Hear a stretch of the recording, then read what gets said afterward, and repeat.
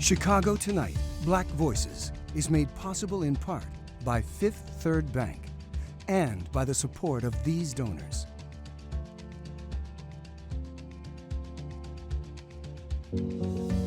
At Fifth Third, we believe when diverse voices are heard and empowered, communities are made stronger, lives are made better, and the future holds greater promise for all. That's why we're proud to support Chicago Tonight Black Voices. Together, we can make a difference. Together, we can drive change.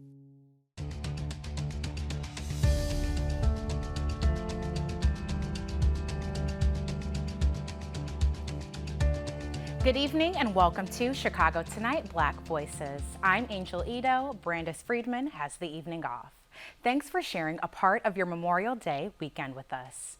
On the show tonight, in the wake of Mayor Lori Lightfoot's comments on the diversity of Chicago media, we'll talk with leaders of local journalist associations on why they say newsrooms need diversity. A throwback, revisiting the legacy of the Tulsa Race Massacre as we near its 100th anniversary.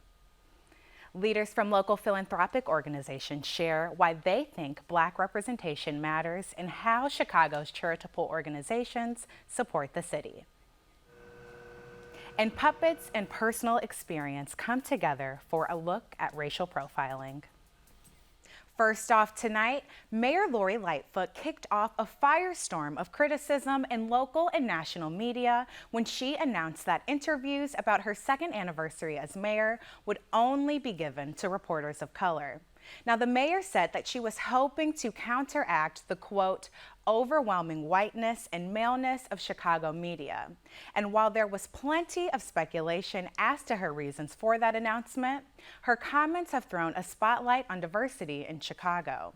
Joining us now are Brandon Pope, president of the Chicago chapter of the National Association of Black Journalists, and Laura Rodriguez-Presa, social media coordinator for the Chicago chapter of the National Association of Hispanic Journalists. So Brandon, let's start with you. Would you say that Mayor Lightfoot's strategy was a good one to address the problem of newsroom diversity? The strategy itself, no, because there wasn't any coordination or contact with NABJ or NAHJ before even jumping into it. So right there, we have to question motives. You start thinking politics, you start thinking PR. It was a bad rollout. However, you know, I'm hoping that it came from a good place because the issue is real and the issue needs to be addressed. Newsroom diversity is a problem, but it's a fight that we've been leading, not the mayor usually, and we want the mayor to join us in leading the fight, not just kind of going on our own thing. Laura, what are your thoughts on how the mayor handled this situation? Completely agree with Brandon. I think that the intention was there and it obviously was highlighted. As you mentioned, the conversation, it sparked this conversation, right? And it's now highlighting the lack of diversity in the newsrooms. But as you mentioned, you know, we issued a statement and we said, we understand where this is coming from, but we don't agree with essentially the politics behind it, leaving a lot of our colleagues behind and the essence of journalism to the side, right? Where it's, she can choose who will cover her or the way they will cover her. So Laura, what would you? Neither of our organizations are about excluding anybody. Mm-hmm. That's just not what we're about. We're about inclusion, and inclusion is a great thing. So yes, bring us to the table, give us more opportunity, but let's not exclude people on the backup. Yes. So Laura, I mean, let's start with you. What would you say some of those solutions look like? I mean, you all are talking about the work that your organizations have been doing. Yeah, well, I think that one of the biggest, the solution that many of us talk about it, and we use that a lot, right? And it almost sounds empty now. It's hashtag more Latinos in news. And I think at one point when we worked with NABJ for a job fair, we said hashtag more diversity in news. And that means bringing in more reporters and just journalists overall of color. But I think that it's not only just bringing us in, it's also fostering our growth within the newsrooms and making sure that we have positions that are also of leadership and that also help, you know, to shape the newsroom overall, because it's not just a matter of bringing in a voice and a face. It's really about restructuring everything within the newsroom so that we are all, as Brandon mentioned, inclusive. Absolutely. And so looking at solutions, Brandon, what do you think that newsrooms could do more to be more reflective of just diversity in the communities they cover with the reporters that they have? Well, that's the thing. Newsroom diversity is about being accountable to the community. Chicago is so diverse, like it's a largely Black and Latino city.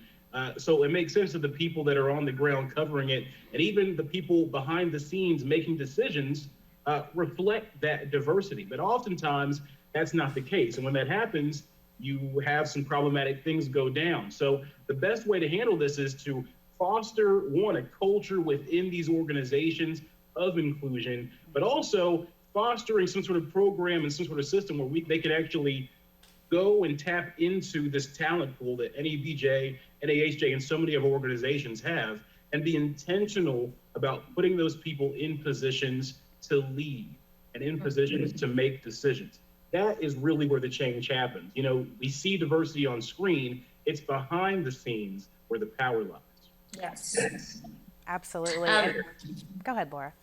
Yeah, if I may add, I think that a big thing about when we speak about bringing more diversity in the newsrooms and more Latinos or more Black journalists in news, it's not just about having them in there and cover certain communities or our communities or certain issues. It's literally about just, not seeing us as the other anymore. We need to be fully, a part of the conversation as a whole. As we are a part of society, as part of the communities in Chicago, and Chicago makes it as a whole. Now, you all mention putting journalists of color in these communities that they represent, right? But the other side of that is tokenism. Brandon, could you talk a little bit more on why you might say that journalists of color might feel like they're tokenized in newsrooms, and what solutions could be taken to avoid that? Yeah, the key thing is you don't want to be just the Black face, right? You want to be allowed to be Black and lean into that identity, lean into the issues that matter, and not just kind of put front and center as a way of cleaning up anything or PR or just trying to look good. So that's where we talk about tokenism. Okay, yeah, it looks like you're with it, but are you really, really with it? Is it reflected in your policies, in your news making decisions, in your editorial process, in the conversations you have within the newsroom? And it comes down to things as simple as, when you're making the decision to have a mugshot, what photos you put on a website, things like that. That is where we want to be a voice. We want our voice to be heard, included, and truly a part of the coverage, not just someone that's filling a position. Absolutely. Laura, is there something that you would like to add? Yeah, I think that when it comes to the tokenism, it's because there's just not enough of us in the newsrooms. So oftentimes we are the only ones that are able to cover certain issues, right? And it might not be, it might not be quote unquote an assignment, but we do feel almost responsible to speak up and say something, right? And I think that that's just because there's not enough of us, and we should have a choice. And I think that just as we can also go ahead and say, I'm, Latina, and I can cover Latino communities without having a certain agenda, and that should also be respectable. But we it's again, as I mentioned, it's just a matter that there's just not enough of us to make that happen. Mm-hmm. I'm glad you mentioned that. Our identity is not bias. We can be fair journalists, but also, be real about the realities we face. Mm-hmm. People who have different backgrounds and experiences, that shouldn't be shied from. Bringing those experiences to the table and that upbringing to the table should be embraced, because it makes the news product better overall and brings more eyes and viewers and readers and listeners to your product. It's something that really is a win for everybody when you have a true mission of diversity in your newsroom. Mm-hmm. Well, I think, and let me just add really quickly, if I can. The fact of the matter is that there's just not enough of us, and we have to face the reality that sometimes we are often the only ones able to cover certain issues. And in that case, I feel like then it is, work with what we have, and it's like, okay, let's have a serious conversation about this, right? What can all my colleagues and everybody else learn from this, and almost what can I share with you to help you cover this differently, right? and not just about assigning this to me or to another journalist of color in the newsroom. Very well said. Thank you both so much for your insight. Our thanks to Brandon Pope and Laura Rodriguez Presa. Now, tomorrow marks the 100th anniversary of the Tulsa Race Massacre, a two-day attack that destroyed what was then the wealthiest Black community in the U.S. and killed as many as 300 people. Now, earlier this month, survivors of the massacre testified before a House committee as part of an ongoing reparations lawsuit. In the 2018 WTTW special, 10 Streets That Changed America, Jeffrey Baer took a closer look at Tulsa's Black Wall Street. Contained by segregation and fueled by oil money, Greenwood became the Black Wall Street. It boasted 15 doctors, 4 hotels, 2 theaters, and 2 newspapers. This is your turf, and this is where your restaurants and nightclubs and theaters and, of course, attorneys' offices are on this street. Your grandfather. My grandfather, Buck Colbert Franklin. So these kinds of Black business districts were built all over the country during the era of segregation, right? Oh, yes. Because I couldn't try on clothes in your department store. I couldn't go to your theater. So Blacks had the wealth to support their own businesses in Washington, in Philadelphia, in New York, in Chicago. But in Tulsa, it would all be destroyed in a matter of hours. On May 30th, 1921, a young African-American man stepped into a downtown elevator operated by a white teenage girl. No one knows what happened in that elevator, but the Tulsa Tribune claimed he attacked her. They arrest the man, they take him to the courthouse and put him in the jail cell in the top of the building. Black World War I veterans come down armed to protect him because they fear there'll be a lynching. Whites come and there's a confrontation and all hell breaks loose. Thousands of white Tulsans crossed the tracks onto Greenwood Avenue, brandishing rifles and worse. A machine gun is set up and people are machine gunned down in the streets. We have the eyewitness accounts of people hearing what they thought was hail hitting their homes, and it's actually bullets. And they can see the machine gun with an American flag on it. Airplanes bombarded Greenwood from above. Flying above this area and dropping burning turpentine balls. So the men are taken out of their homes, and then they're marched down these streets. Right here. Right here, and walk down to the convention hall where they were detained. No one knows for sure how many died. Figures range from 38 to 300. Greenwood Avenue had burned to the ground. What happened to your grandfather? So the money he saved is burned up with all his possessions. His office is burned. He has nothing. Buck Franklin continued to practice law out of a tent until he and his community could rebuild.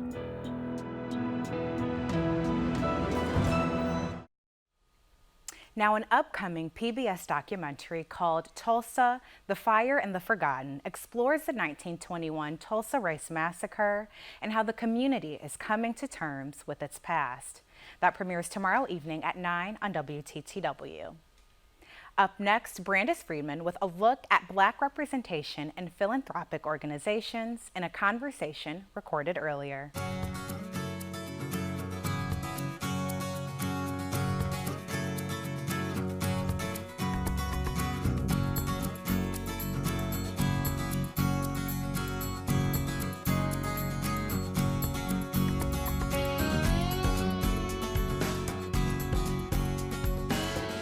For a lot of people, the word philanthropy conjures a mental image of elderly, wealthy, and white. And studies show that image isn't far from reality.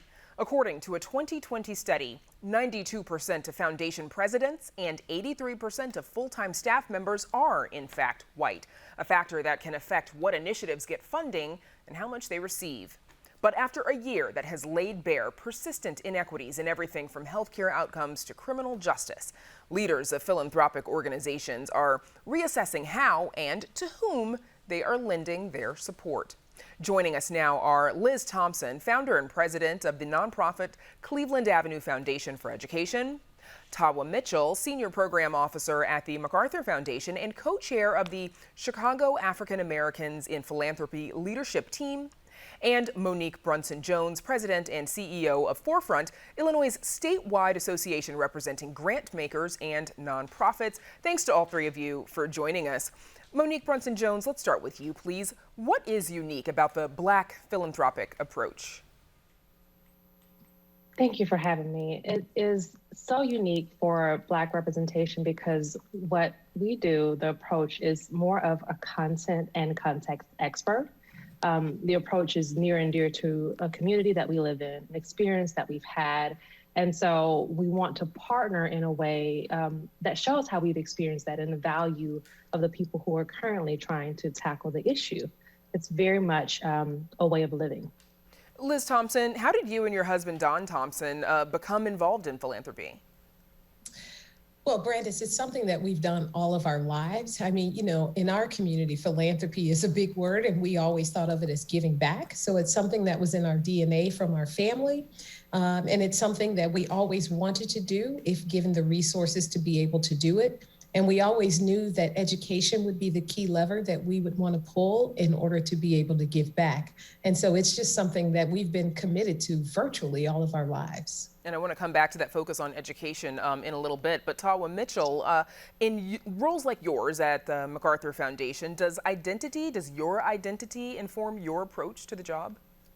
Every day, I think as a native Southsider and Chicagoan, I bring my full self to the work that we do at the MacArthur Foundation on the Chicago Commitment. Thinking about growing up in South Shore, which was such a rich and wealthy community of mostly African Americans who gave their time, their talent, their treasure to their community and working hard every day, but often in our neighborhood, lacking the resources, the amenities and other attributes that people in other communities take for granted. So funding community and economic development and having that background, often I center my neighbors, my community in the work that we do in trying to achieve our goals. Monique Brunson-Jones, how can diversity in philanthropy help to advance racial equity goals? You know, it gives us an opportunity to really look at our root causes. And so people who are, as you noticed here with Liz and Tawa, engaged in the way that we are, it gives us an opportunity to look at the approach and create spaces for power dynamic shifting. It really gives us an opportunity to look at how we are making sure that we're sustainable with our grant making or sustainable with our giving, and we're using the dollars to move the needle forward racially based on where we know our communities are oppressed, where we know we are getting the biggest bang for our buck, if you will, and engaging in a way that gives us the opportunity to do long-term sustainability work in our communities. Tawa Mitchell, how has the last year, both with regards to the pandemic as well as this racial reckoning, affected the way organizations are giving? I think there is now a recognition that we are facing a twin pandemic of both systemic racism in addition to the COVID-19 pandemic.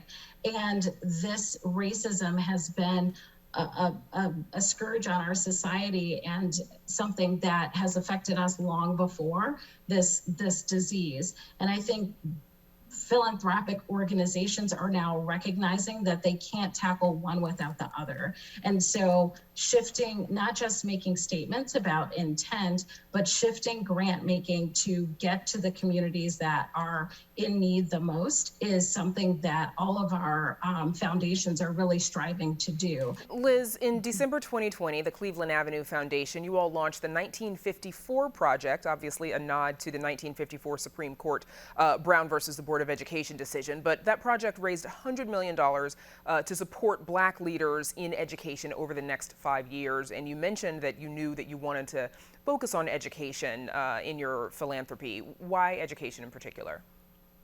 There's been such a rich tradition of valuing education in the Black community for hundreds of years. You know, so many people risk their lives just to be able to learn how to read as a means to freedom, if nothing but freedom of the mind. And so there has been this incredible tradition of valuing education.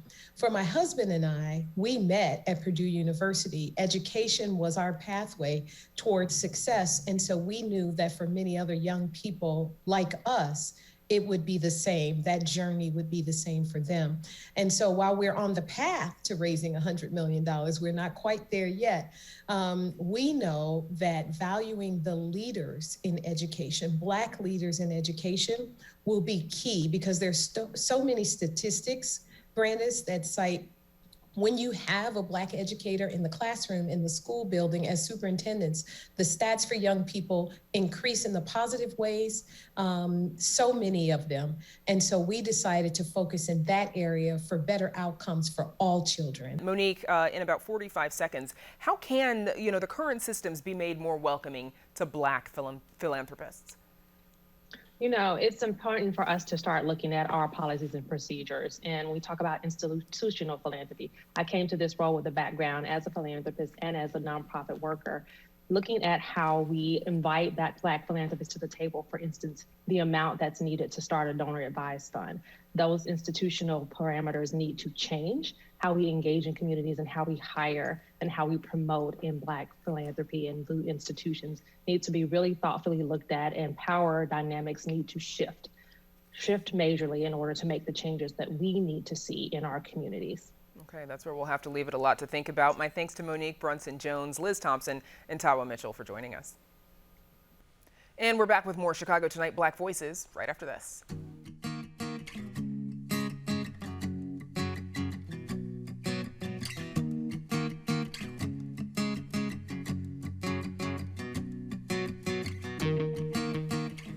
Racial profiling has been front and center in the national conversation over the past year and even longer.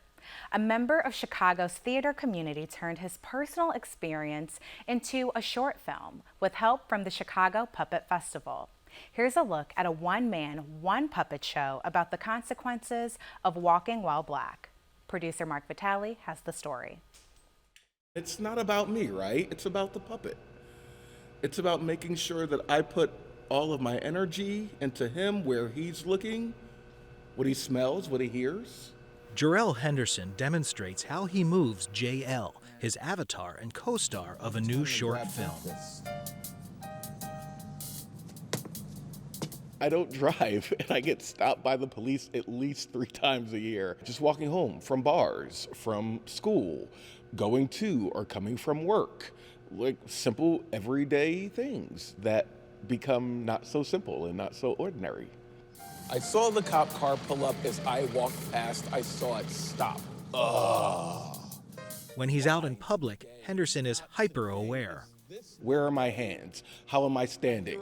Do I look aggressive? Will I look aggressive enough for them to stop me? That I don't want to make a natural movement that projects aggressiveness to someone else that might cause them to end my life.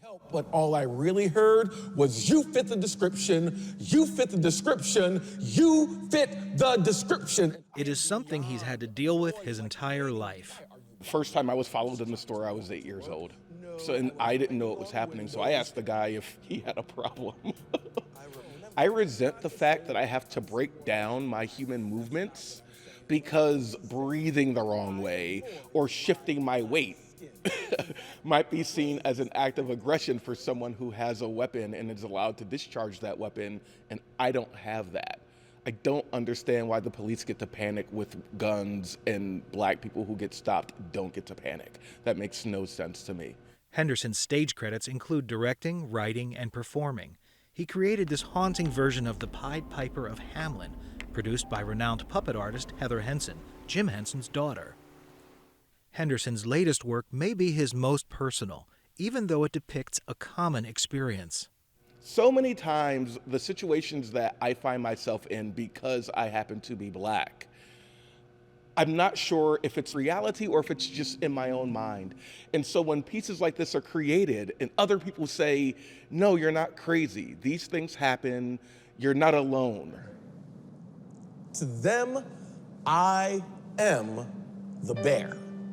Whoever can find a message of helpfulness or joy inside of this, or just sometimes the joy that comes from knowing that other people are angry and upset as well. Other people are fed up. Enough, right? That's really what it's all about, right? Beginning to take care of yourself and heal yourself so that you can then help heal others, hopefully. For Chicago Tonight, this is Mark Vitale.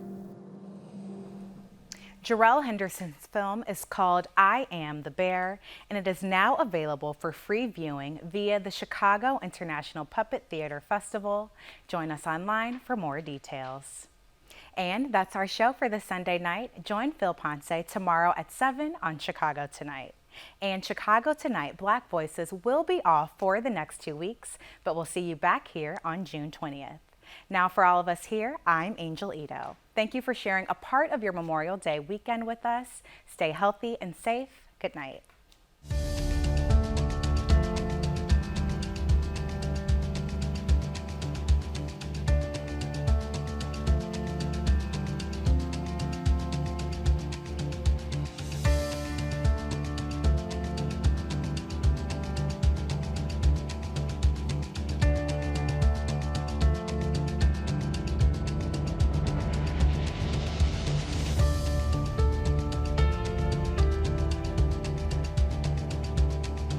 Closed captioning is made possible by Robert A. Clifford and Clifford Law Offices, a personal injury law firm serving Chicago for 37 years.